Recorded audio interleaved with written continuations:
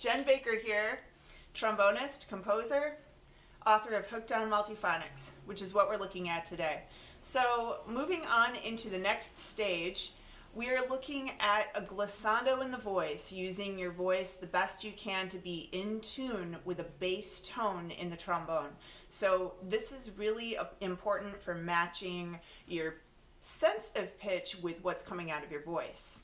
And take your time with these. These glissandi can take as much time or as little time as you want. So I'll go a slow way and I'll go a fast way so that you can kind of see some of the differences. There's attributes to both in terms of your practice. And I think maybe the most beneficial for those of you who are just starting out is when you go slowly, you really start to get acquainted with the feeling of the beats between different intervals. And that's important because you're going to need to be able to stabilize yourself to hold those beat patterns and each interval. So once you start doing more intervallic work, you'll know right away when you see the interval, oh, that's a smooth interval, or that's a grittier interval. So you'll kind of be prepared for what kind of sonic interference, wave interference you're going to encounter when you play it. Okay, so we're going to play a B flat. This is example 1.2. And we're playing a B flat. Then we're going to sing an octave from an F up and back down.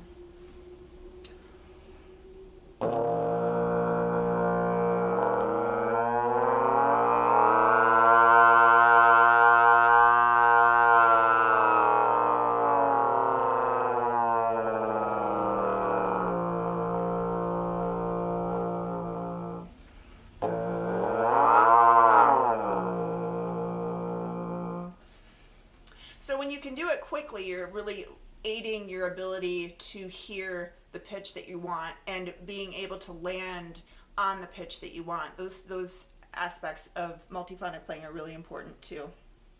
Now we're going to do another one that jumps around a little bit with the voice.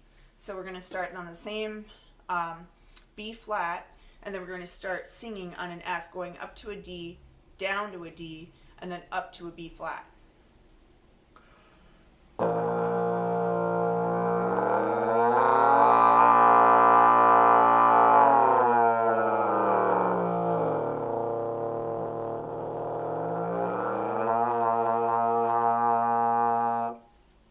Okay, and you notice probably that toward there on that low D, that's the bottom of my range, and that's lower than for a lot of females.